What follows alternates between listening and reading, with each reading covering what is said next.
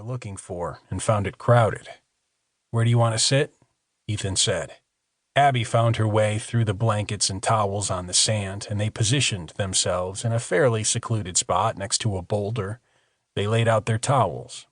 "Put on sunscreen," Ethan said. "Both of you." "Okay, Mom," Abby said. "Fine," he said. "Don't."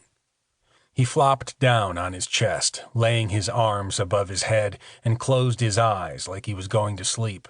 His stubble shimmered in the sunlight like sand on his cheeks. Abby waited a few minutes and then put on sunscreen. She and Whitney rubbed it on each other's backs.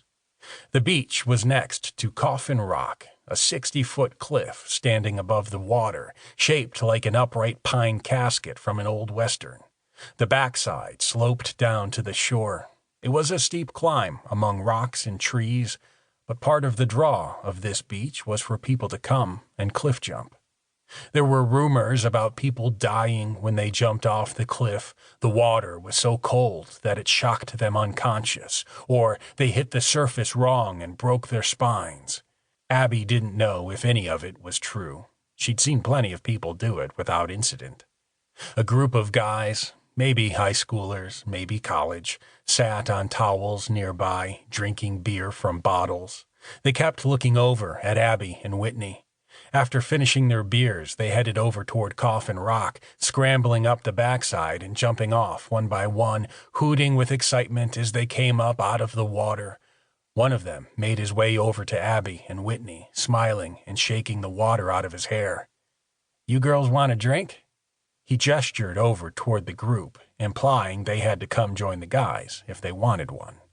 Ethan raised his head up off the towel. "Oh, hey, buddy," the guy said to him. Ethan stood up, towering over the guy.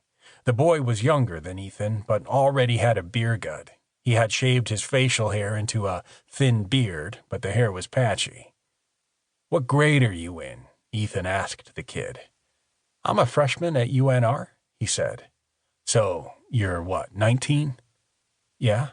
So?" "You ever talk to these girls again," Ethan said, "I'll put you in the hospital." The guy opened his mouth to argue, but Ethan wasn't finished. "I'll hold you down," he said, "and rub sand in your eyes until you cry blood. You got it?" "Jesus Christ," the guy said, starting to walk away. "I was just trying to be nice."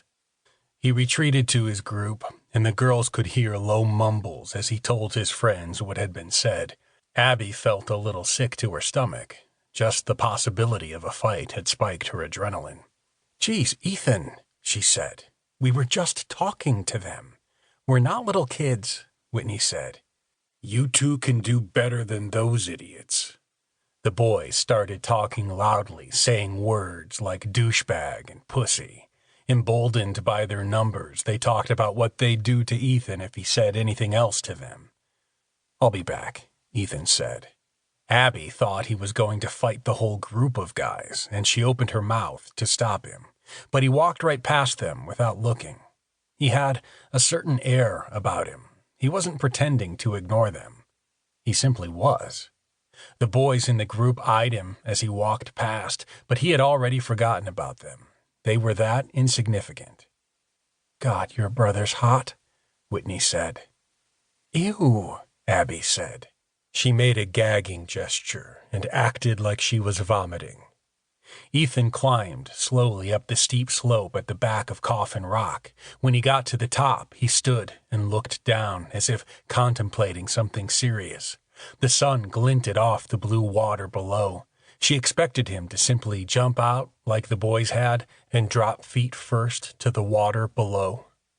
Instead, he dove head first. He stabbed the water like a spear and disappeared in a small spout of white. Abby expected him to bob to the surface a moment later, but the water calmed without any sign of him. Seconds passed. He didn't surface. "Oh, shit," Whitney said. Abby rose to her feet. Finally, he broke the surface. "Jesus," Whitney said. "He scared the shit out of me." "Me too," Abby said. They laughed together and watched as